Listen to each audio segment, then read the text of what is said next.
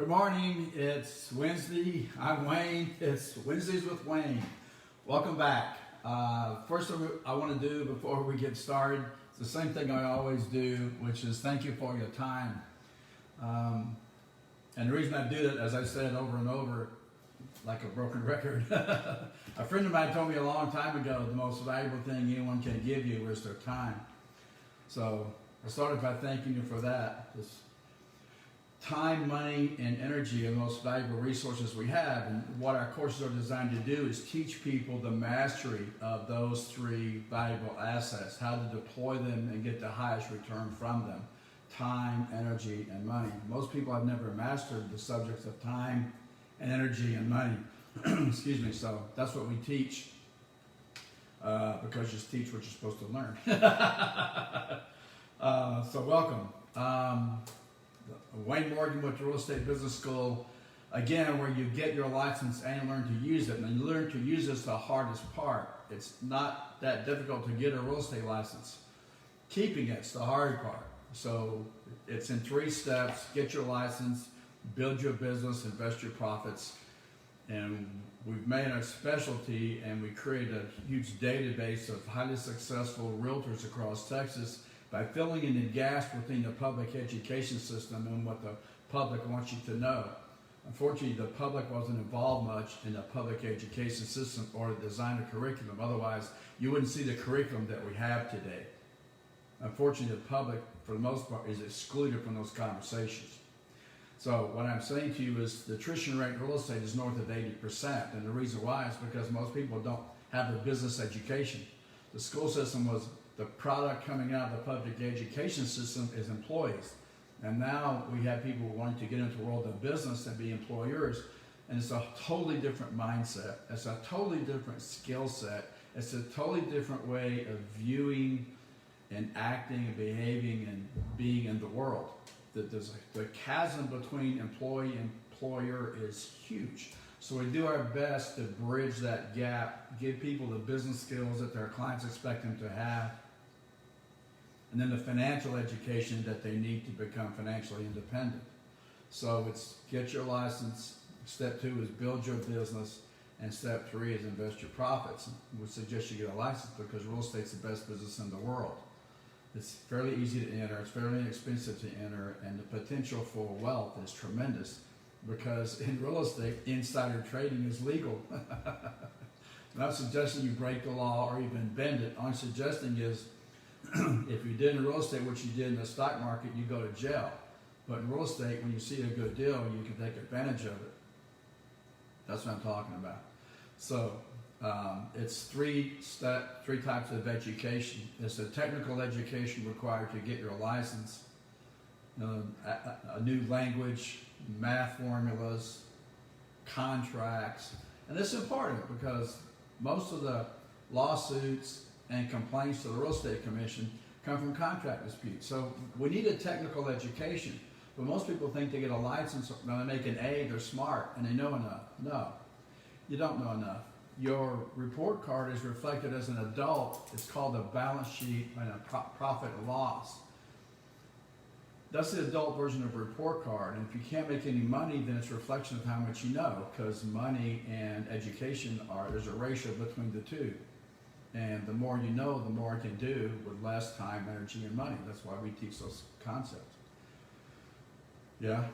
So technical education is important, but you also need a business education. And what I mean by that is I've been on hundreds of listing presentations. Hundreds.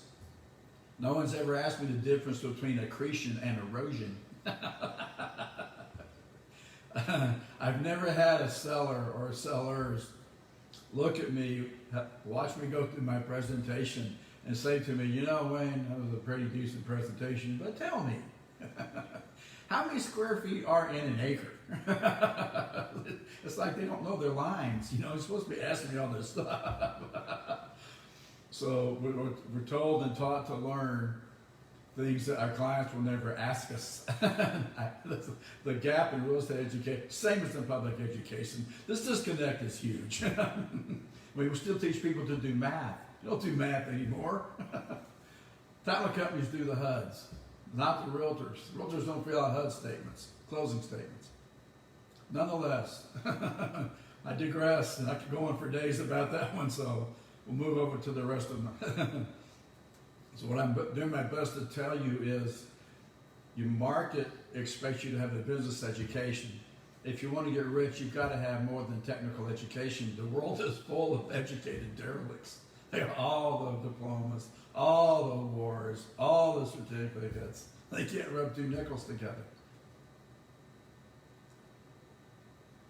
So it's imperative to have a business education. And that works, and it will get you to phase 2. Unfortunately, there's still people I went through training with in 1985 still selling houses because they never put one thing in their asset column. 30, 35 years in the business, didn't buy one piece of residential real estate, never invested in anything. Work, work, work, work. So I'm doing my best to tell you from my experience, this hard work, highly overrated activity. It will not make you rich. It'll make you very, very tired. And today you're going to have people half your age passing you because they're not working hard. They're inventing artifacts. Newest billionaire of the top 10 richest people in America, 7 of them made their money from the digital age. So the world is changing. So we need a technical education. We need a business education. If you want to get rich in real estate, it means owning it, because you're going to always make more owning it than you ever will listing it or selling it to someone else, because you're never going to get rich 3% at a time. You go out to eat, you tip your server 20%, and you work for 3%. You got to stop working for tips, ladies and gentlemen. No more tips. Make sense? So it's 3 types of education: technical, business, financial. How do you find the ROI? How do you measure cap rate? How do you measure internal rate? How do you measure GRM? What's the difference between a CMA, a BPO, and an appraisal? How do you find the value of the asset? Because you pay too much, you borrow too much, there's nothing anyone can do for you. And you're going to see a lot of property coming into market by the time this COVID debacle is over. Commercial and residential. Okay? And millions of Americans right now are not paying their mortgages. Sad but true. A lot of this office space is going to go back because there's no tenants in there to pay the rent. So we'll go into this. And the reason I brought up this book, and this is what we've been reading, I went into this last week, Cosmography by Buckminster Fuller. I was introduced to Bucky in the late 80s, and he got my attention. And the reason we're going into this is because we're doing our best to provide educational, online, at-home educational programs for everybody that we know during this COVID crisis. So this is why we're reading this book. It's because of the first and last sentence. And I started with this last week, but we'll recap it really quick before we go on, okay? Bucky's, it's not easy to read or understand, so I'll do my best to explain this, but here's the first sentence of the book. The Dark Ages still reign over all humanity, and the depth and persistence of this domination are only now becoming clear. The last one is this: dear reader, traditional human power structures and their reign of darkness are about to be rendered obsolete. So what's going on? We have this COVID pandemic. I understand from the news yesterday there's another one right behind it, maybe, to this swine flu pandemic. We got these riots across the globe, and there's massive disruption of economies and lives. And so I thought it would be interesting, maybe a good idea, to go through what was Bucky talking about and how does it apply to us today. So I'll recap this real quick and then we'll move on. And I know I shouldn't be reading to adults because I fired several instructors for doing that.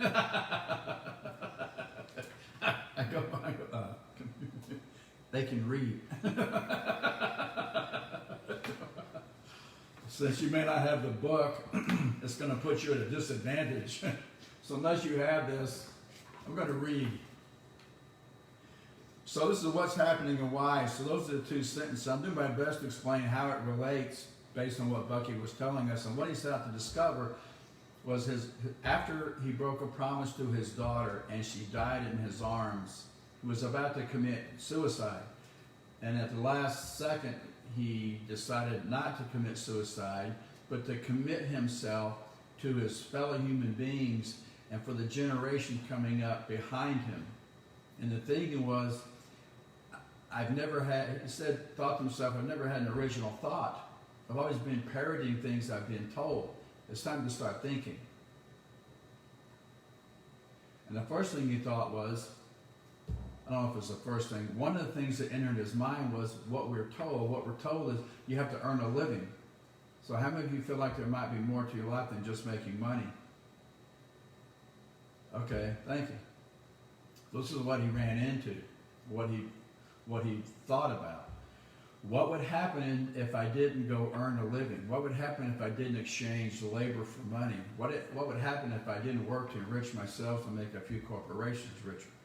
What would happen if I didn't do any of that, but if instead I committed myself to raising the standard of living for all humans on planet? Would the universe support me? I know. Wacko, right? Whoa, dude, put the doobie down. Come on. You're out of your mind. This is what he said. This is what he writes. As an average healthy human being, I've learned how little we know about ourselves. For instance, why are we humans included in the design of the universe? Okay, that's a good question. I've wondered about that myself, actually. Why am I here? What am I supposed to do? Do I have a role? Do I have a purpose? Is it to earn a living? How is the designing of eternally regenerative universe both anticipatorily and progressively conceived and realized together with the part already played and is yet to be played by humans? He goes on to write, I'm sure that the only reason that I am widely known is because in 1927, when I was 32, I decided to make an experiment of myself, and he called himself Guinea Pig B for Bucky. The experiment sought to discover and realize what would happen if a healthy, moneyless, unknown individual with dependent wife and newborn child altogether discarded the assumption that an honorable human must earn the right of family and self to live, i.e. earn a living, and to do so to the satisfaction of the socioeconomic power structure governing the political system in which he lived, and breaking away from all socially accepted concepts of the significance of human presence on planet Earth, undertook to discover what, if anything, a mature individual might be able to do effectively on behalf of all humanity that would be inherently impossible of accomplishment by any political system, nation, or private enterprise corporation, no matter how powerful or well endowed. That's pretty gutsy. So he goes on to discover what he calls the principles of universe, and he designed artifacts that raise the standard of living, just like he said he would do. So when people would argue with him, he would say, you can argue with me if you want, but there's the artifact right there. Argue with the artifact. And the artifacts work. Bucky has more accolades after his name than any American history, but few people have heard of him. So I'm doing my best to introduce him to you, and you can decide if you want to learn more about him. He wrote 22 or something books, traveled the world 42 times, and he lived like this with no visible means of financial support for over 50 years. He realized that what he was writing was kind of crazy, and he realized it was not going to be accepted very well and may be perceived as threatening. So he says, in order to avoid rousing the fears and consequent active opposition of the powerful financial, religious, and political interests who might foresee in my artifact revolution the obsolescence of their own profitable products or services, I deliberately designed far into the future, 50 years. So people would read this, they would consider it far-fetched, possibly unbelievable, and decide he was not a threat and leave him alone. So what he talked about was lag. And there's a lag in every industry. In education, the lag is about 150 years. I say that because we still have an agrarian age education system. Like we let the children out, we let our school kids out in the summer. Why? Help with the harvest. That's how far back it goes. So the agrarian age went into the industrial age in the late 1800s, early 1900s, 20th century, and then we went in the 50s. After World War II, television became popular. Kennedy mandated space flight to the moon. We did all that. It threw us into the computer or information age. We're now going into even deeper into the digital age. And we're going from what you can see to what you can't see, from physical to metaphysical, from brawn to brain. This is what's wiping people out. We've been taught to exchange labor for money, but there's a whole new economy on the horizon. And when you get technology, you get so many scales of efficiency. You don't need the mass people to mass produce, because you have robots and highly sophisticated computers. You have this thing new called artificial intelligence. I think it's a misnomer, because it's not artificial intelligence. It's real intelligence, and what we have is computers that are able to analyze patterns and trends of what people do, say, buy, how they buy, what they say. So those of you from my generation who are worried about Big Brother's here. And all the information we're afraid they'd take, we gave it to them.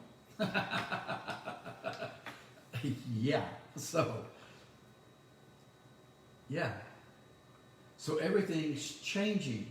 The world is designed to change. People are designed to change. What do people resist the most? So we're going into this whole new era right now. So if you haven't read A Whole New Mind by Daniel Pink, you might want to pick it up. It's a pretty interesting book. A Whole New Mind by Daniel Pink. So I don't know what's going to happen. I've got more questions than answers myself. I'm not here to give answers because I don't know. I'm wondering myself how many people will go back to work when the pandemic subsides. And it will. I wonder how many apartment buildings will still be flush. I wonder how many homes are going to go back to the lenders. How many commercial buildings are going to go back to the lenders? How many are going to be filled after this? The people that work for Lynn and I don't want to go back to the office. I don't want to go. I didn't want to go there in the first place. For real, I didn't. I don't. They don't either. So I think one of the worst words or misleading words we can use is a word called normal.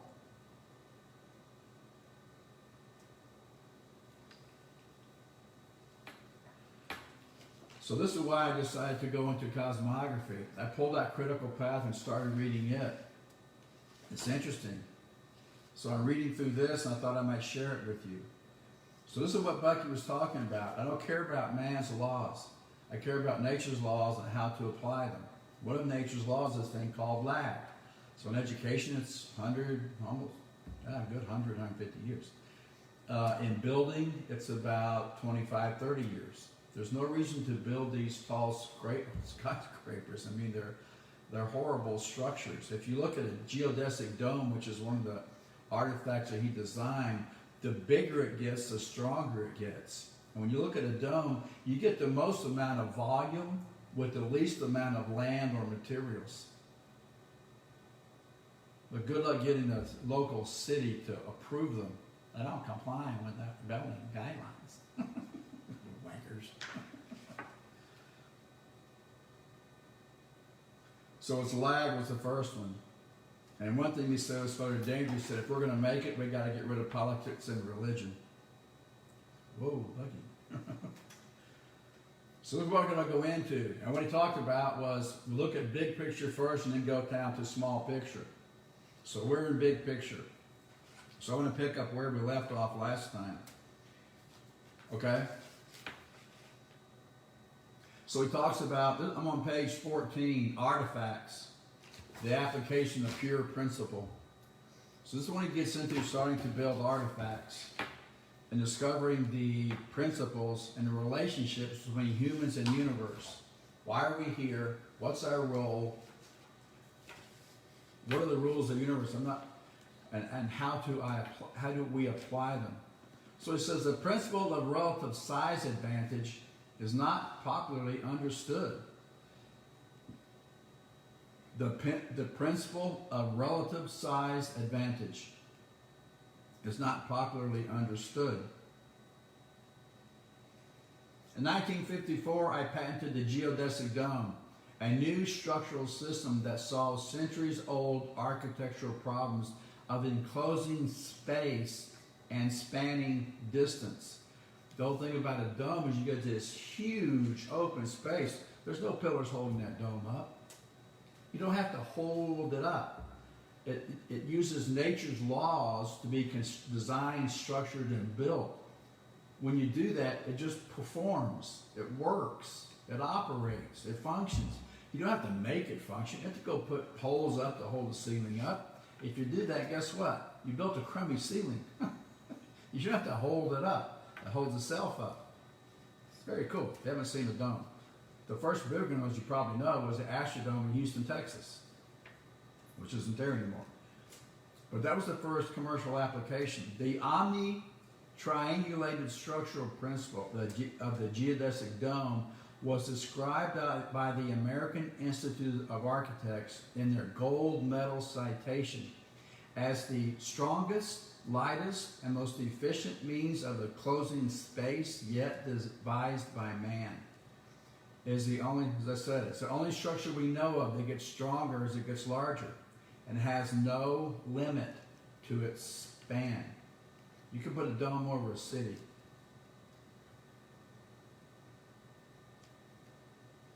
When we double the diameter of a geodesic dome, we increase the volume by a factor of 8 and the surface by a factor of 4. This means we enclose 8 times as many molecules of atmosphere with only a 4-fold increase in the enclosing skin through which that atmosphere can gain or lose heat. Doubling dome size doubles the thermal efficiency of domes while having the amount of enclosure that needs to be built. The economic importance of these mathematically derived principles remains unknown and undiscussed in the academic world. I felt that many of the world's most serious problems were rooted in the ignorance of how to apply these principles to solving problems in the real world. I'm going to read that again. I felt that many of the world's serious problems were rooted in the ignorance of how to apply these principles to solving problems in the real world. So this is what he set out to do. Discover the principles. He calls them generalized principles. A scientific generalized principle is a principle that's true in all cases, no exceptions. So he goes on to write about how he came upon principle after principle, and he proved it and proved it and proved it and look for no exceptions. If there are no exceptions to the rule, that means it's true in all cases. If it's true in all cases, he called them scientific generalized principles. For example, gravity is a generalized principle. You don't have to argue with gravity. Just go step off the roof. You'll discover gravity. So gravity always exists. It's a relationship between two bodies. and all the bodies in the universe and all the bodies on earth are all being pulled toward the center of the earth. It's gravitational pull.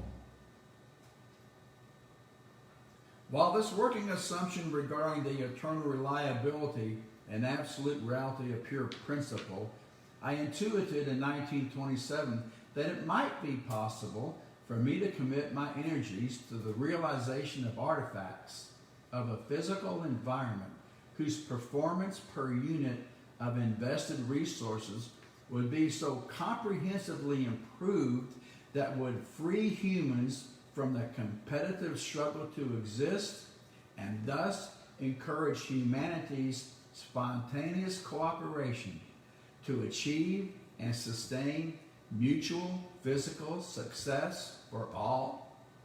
That is, an unprecedentedly high standard of living for everyone on the planet. And you thought your goals were big.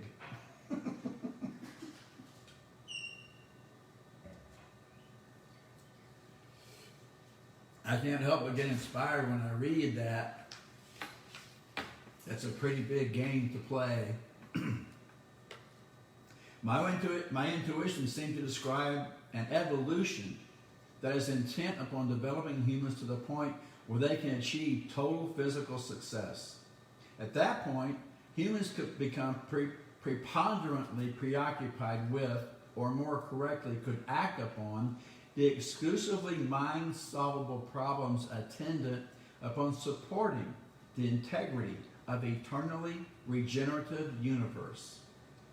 In view of all the foregoing considerations of principles and assumptions of cosmic purposes, I recognize that it might well be that as a mere individual, I would need no planetary socioeconomic authority's approval for my undertaking, and that if I conducted it effectively, my work would be economically sustained in entirely unexpected, unsought after ways. Whoa. I observed that in nature's own economics, that of ecology, the grass was not obliged to pay the clouds for rain. Regeneration, being comprehensive and interdependent, neither gained nor lost energy, and could only grow sum totally in the realized wealth of ever greater know-how and wisdom. The observation answered my number one question. It seemed to me that I was clearly informed on how to proceed. If and when I was doing first what needed to be done, working out the most effective strategies of pure principle, I would then be able to carry on successfully. If I was not doing things in proper order or doing irrelevant things, I would not be able to carry on. If I was not getting along, I would change course and look for a way to return to smooth sailing. With the backing of great intellectual integrity, I would require no other support. My support would be in exercising the option of the comprehensive set of omni-interaccommodative generalized principles of eternally regenerative universe. My support might show was money or materials or tools or workshops or what else might be needed. So this is what he's saying. I'm not doing this for the money. I'm going to go discover these principles and design these artifacts that raise the standard of living for all human beings on earth. If I'm not doing that, I'm not doing it properly, then I'm not going to be supported. If I am doing it, and I am doing it properly, the universe will take care of me. The money I need, when I need it, will show up. This is what he's saying. He lived like this for over 50 years. Only time and sustained commitment would tell me whether my principal working assumptions were correct. I posited, for example, that humanity was entering an unprecedented state of comprehension of principles and mental competence adequate to the epochal inception of conscious, spontaneous, voluntary realization of magnificently essential new to earth humans functioning in universe. This new stage of human evolution was no longer automatic, but a matter of conscious will. I'm going to read that again. I posited, for example, that humanity was entering an unprecedented state of comprehension of principles and mental competence adequate to the epochal inception of conscious, spontaneous, voluntary realization of magnificently essential new to earthy and humans functioning in universe. So what he's saying, I think here, is 1927, his thought was the humans are entering this new state of comprehension and mental competence, that the new to earth humans that are functioning in universe are going to begin to realize and know these different principles. The new stage of human evolution was no longer automatic, but a matter of conscious will. Looking for confirmation of my many working assumptions, I returned to terrestrial ecology. I know that vegetation had to be rooted in order to, 1, expose enormous amounts of foliage and not be knocked down by great winds, and 2, drew water from the ground through roots which to structure itself as well to return waters to the sky regeneratively to structure and energize all terrestrial life. So he's saying plants are rooted so they won't blow away, they draw water from the ground, and they return the water to the sky. Because vegetation is rooted, it's prevented from reaching other vegetation for purposes of procreation. For this cross-fertilization purpose, nature designed a mobile zoological host of subsurface boring, surface crawling, and walking and air-flying creatures to traffic back and forth among the rooted botanicals. So these plants are rooted, they can't cross-pollinate. They can't pollinate, they're stuck in the ground. So the bugs pollinate them. The bees and the beetles and the walking, crawling, air-flying creatures go back and forth in the different rooted botanicals. Nature chromosomically programmed the zoologicals to go after honey. So it's talking about bees. Honeybees enter flower blossoms in search of honey. That's why they're called honeybees. But their true purpose is to pollinate. So their tail and their legs get dusted with pollen. Then they go into other plants, it pollinates them. That's why some of the flowers, that's why they're so pretty and beautiful. They're attracting, they become beautiful and attractive to attract the insects. And if they attract the insects, they procreate, they pollinate, and they reproduce and they survive. That's why the flowers are so pretty. It's to attract the insects. And for us to enjoy. Nature did not say to the honeybee, I want you to go out and cross-pollinate. Nature, through DNA, RNA coding, and chromosome-level programming, said to the honeybee, go after honey, knowing that the honeybee must inadvertently cross-pollinate with its bumping tail, inherently facilitated by the purposely designed proximities of a flower's vital organ arrangements. Like I said, human beings have designed to be born naked and helpless. They are given comprehensive regenerative equipment, but having no experience are absolutely ignorant. They become hungry, thirsty, and curious, and in usual course have a procreative urge, all of which drives or forces cause them to take initiative and thus learn. This learning takes place gradually, often at great expense and exasperation, and only via trial and error. Eventually, humans learn how to domesticate animals and vegetation. Let us consider the case of a human being who is a milk cow breeder and herder. He has 10 children, all of whom need milk. He has cows enough to take care of not only all of his children, but also those of 100 other families. However, his 10 children also need shoes. There exists a man in the same tribe who has developed the ability to make shoes from cowhide. The shoemaker can only make so many shoes. The shoemaker can make many more shoes than he has and his family of 10 milk-thirsty children can wear. The shoemaker wants milk for his children. The cowherd comes to the shoemaker. They realize they cannot cut up the cow and still milk it. They talk over their needs as well as their experiences in producing their respective products. They agree that the cowhide for the shoemaking become available from cattle that are not being used for milking and therefore do not enter into their particular trading problem. They agree that it takes very much longer to produce a milk cow than it does to make a pair of shoes. To accommodate such exchanges of disparate goods, humans invented money.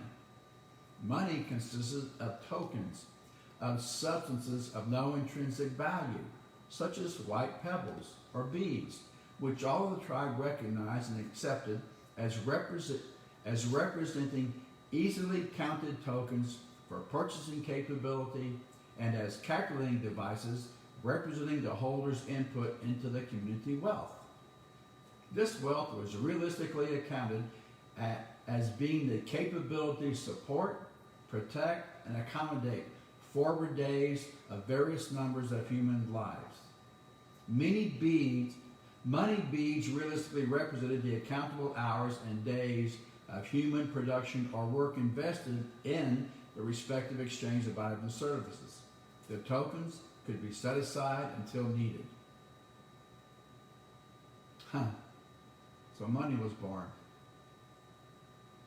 Can't swap a cow for shoes. Has to be another medium of exchange. In ascertaining nature's economic principles, I next recognize that the principle of laying the credit tokens to one side demonstrated how nature often operates at 90 degrees, that is, sideways. In railroad operations, this is called shunting. It allows society to sort out its resources and to selectively time their interaction. The shunting can be accomplished by veering off into a sidetrack, or it can be accomplished by deliberate right angle setting aside into a local holding pattern. The honeybee inadvertently bumbles off its cross-pollinating perpendicularly to the chromosomally programmed line of action. So the honeybee is flying toward the flower, and he's saying at 90 degrees, it's pollinating because his legs and tail hang down. So if he's flying this way at 90 degrees, he's pollinating. Ecology is the comprehensively interregenerative at 90 degrees in front of your nose line of attraction. For instance, the honeybee aims at the nectar sac and inadvertently knocks off the pollen sideways at 90 degrees to the direct line of honey approach. Humanity likewise. He says, if the bees have a purpose and it's at 90 degrees, guess who else might have a purpose? Humans, inadvertently. So we do things, he says, humans do things inadvertently. Humanity likewise can be seen to be chromosomically programmed to act like money bees, continually buzzing in and out of attractive situations in search of money with which to support self and family. Humanity then, inadvertently, through fear-supported government war budgets, produces the high-efficiency technology production facilities that are reserved for weaponry and government-sanctioned murder, but, fortunately, in due course, are used for the right life-supporting reasons. For example, electric refrigeration, first used on battleships, is adopted a generation later for use in the domestic environment on dry land. Here again is the principle of similitude at work. Adequate capital made available only for life or death defense armaments. Human beings, while apparently working at cross purposes, do the right things for the wrong reasons, inadvertently or in a processed sideways manner. Of course, Acting with conscious direction is the next stage of human evolution. I call this discipline anticipatory design science. It's saying here, humans act life or death situations, but what happens is at 90 degrees, inadvertently, we take things that we built for livingry and we convert built for killingry and we convert them to livingry. Just like we took the refrigerators off the battleships and used them in the homes. Most of the technologies that we have were once exclusive to the military. So the brightest minds are at the Pentagon figuring out more effective ways to kill more people in less time at greater distances than ever before. And those technologies eventually bleed, no pun intended, or just a word probably, into the private sector. We discover things inadvertently. He says, if we do it via design, consciously, so if you do it inadvertently, it's called precession. So this is what he's talking about here. He says, the sun and the earth are both in orbit. So if gravity were the only force in effect, what pulls them together is gravity. If gravity were the only force in effect, what would happen? It would be a collision, right? So what happens is precession takes over and forces the earth to orbit at what angle?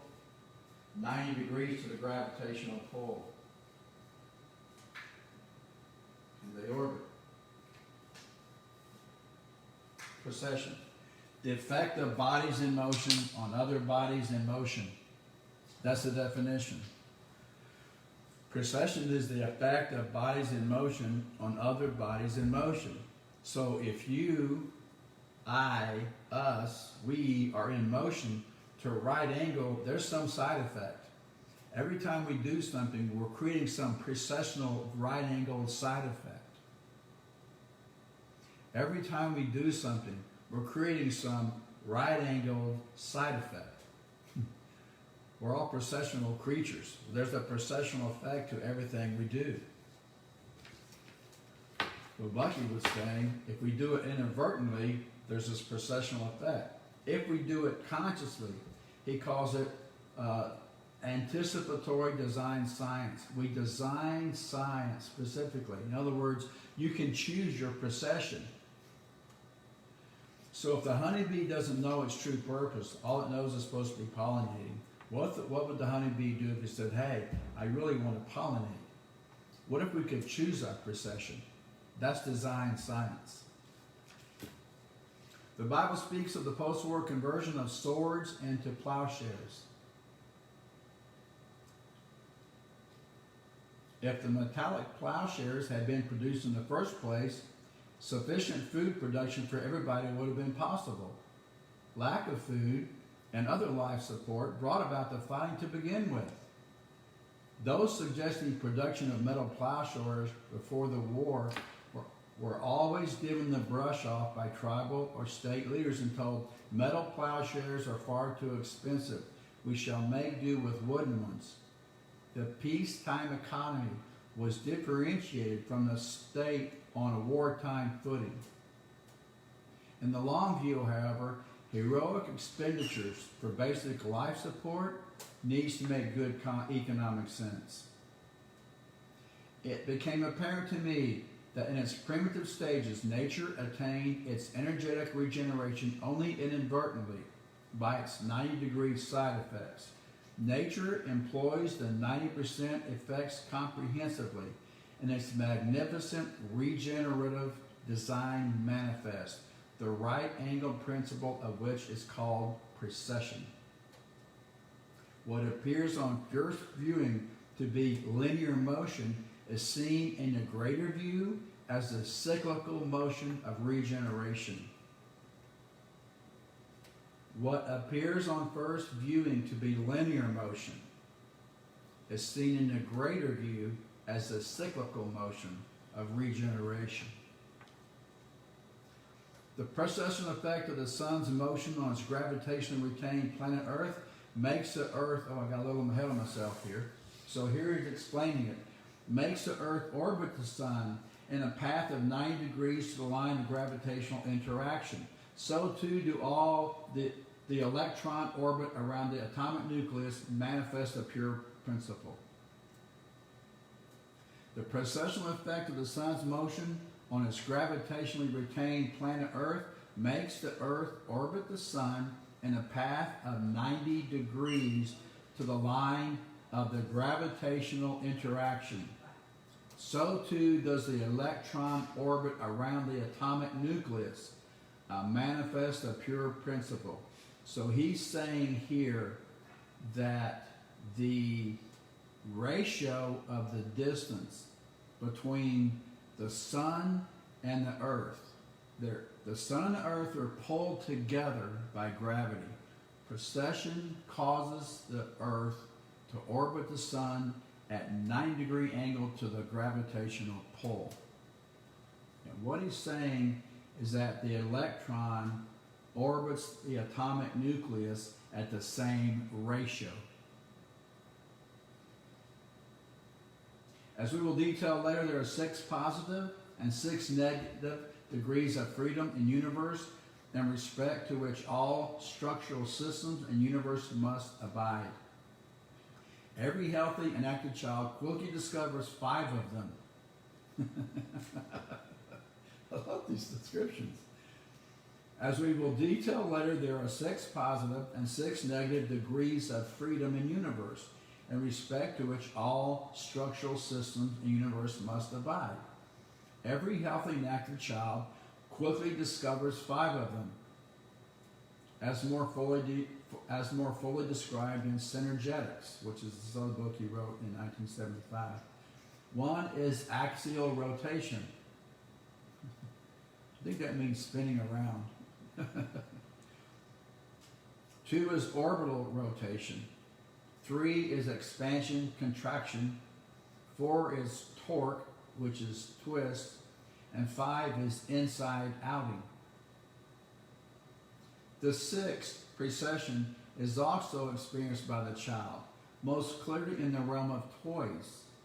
The child's top, during its fast axial spinning, also leans away from its axis, revolving in this half-fallen attitude, without any witnessable tendency to fall further. The precessional behavior is also manifest by a toy gyroscope, which can spin on the end of a pencil while leaning precariously. So Bucky looks at this and goes, what are the nature's laws that cause that allow that to happen? How can it lean on its side, yet not fall, and still spin? Not only do children find nothing in their other experiences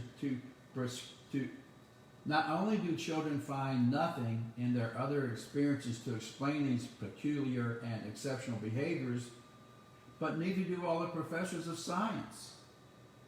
Because scientists have had physical experiences that defy their capability to explain in strictly sensorial terms, but could be reconciled to the use of mathematical formula employing quantum mechanics, science in general determined that only mathematical formulas should be used by pure scientists, and that models were dangerously illusory.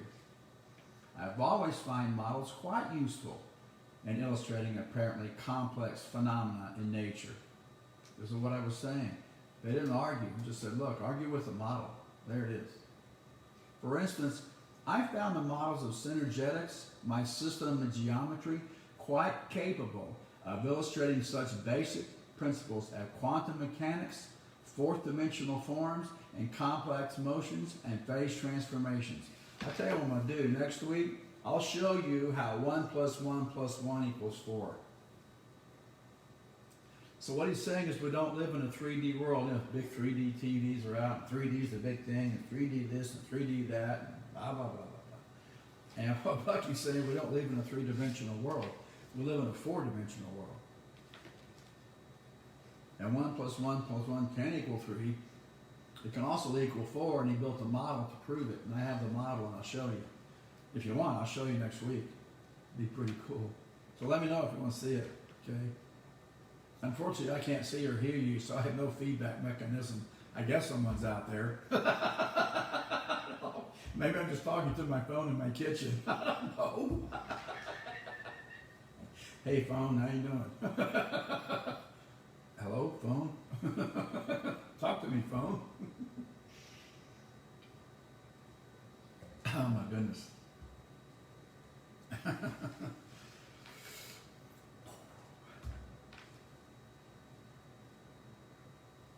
So this is what I think about. Models. I'm going to build this model. I'm going to make a note of this. 1 plus 1 plus 1 equals 4. Okay, I'll do that next week. Hopefully you'll come back.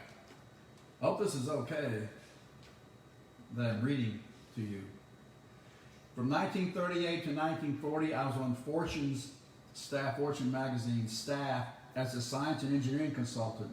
In late 1939, I prepared an article on the Sperry Gyroscope Company, which appeared in May 1940. Mr. Bassett, vice president of Sperry's engineering department, pointed out that the American Naval and Air Forces used many gyroscopes for both directional compasses and directional control mechanisms. So before they were toys, they were in the noses of our airplanes, giving them direction and control. Although told by the president of Sperry that precession, the heart of the story, could be explained only in terms of the mathematics of quantum mechanics, I presented a 2-page explanation of precession in terms of human senses rather than mathematically abstruse formula, as I have done from the lecture podium many times since. So rather than explain it in quantum mathematics, he explains it in terms of human senses. The fact that precession occasions science to adopt only mathematical formulations for all of its pronouncements makes clear that precession's sensorily explicable.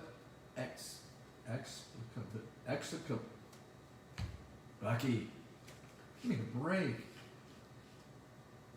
The fact, it's so funny. The fact that precession occasioned science to adopt only mathematical formulations for its pronouncements makes clear that precession's sensorily explicability should also contain science's return to sensorial procedures. And synergetics has set out to do just that. Science has not yet yielded to models, but it will, returning mathematics to a more comfortable relationship with the everyday world. The only explanation of precession, thus written in realistic, that is sensorial terms, is the article on Sperry that I wrote for Fortune. Here follows an even more concise, sensorial, and modelable explanation of precession. So now he's going to explain it. Oh my God, strap in. There are 2 kinds of physical acceleration, linear and angular. The field athlete, known as a hammer thrower, uses angular acceleration to accumulate the energy he exerts to build momentum in his steel sphere hammer.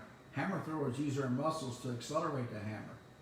They use the muscles of their arms and their hands to tightly grip the triangular handles attached to the end of the steel rod that is connected at its other end to the heavy steel ball called the hammer.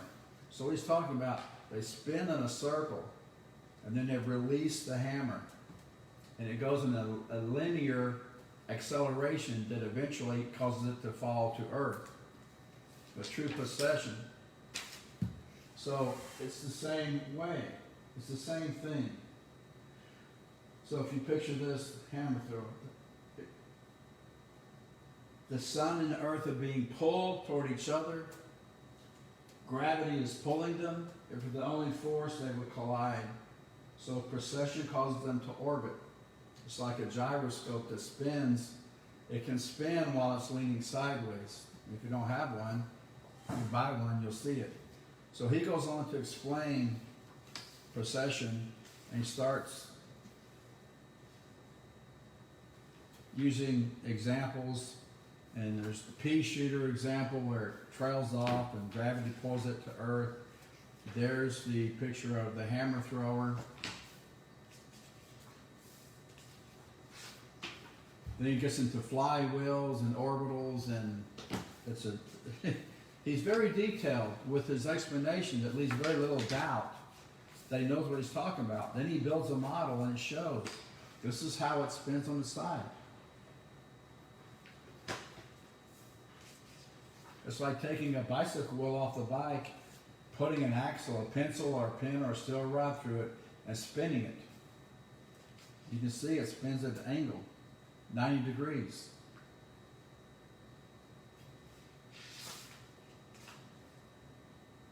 So I'm going to end there today. Precession, the effect of bodies in motion on other bodies in motion.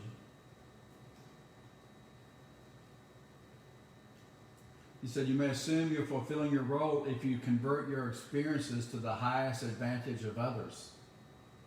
So most people believe that there's a God or a greater intellect governing the universe. So rather than do what you're supposed to be doing and trust the universe will take care of you, we're taught to earn a living, i.e. sell our body, mind, and spirit for a paycheck. So my question to you is, do you believe or do you trust? And are you doing what you're supposed to be doing? Trusting the universe will take care of you.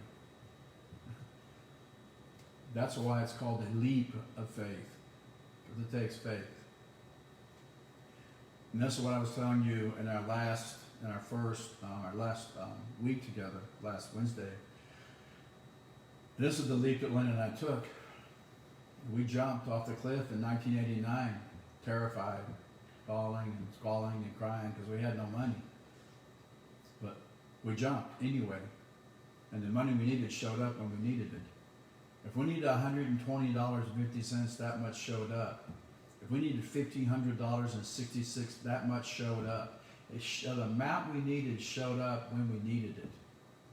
We had no visible means of support. We were just doing what we thought we were supposed to be doing. What that was I quit working, went on the road with Robert 8 months a year for 6 years. I was in the organization for 6 years.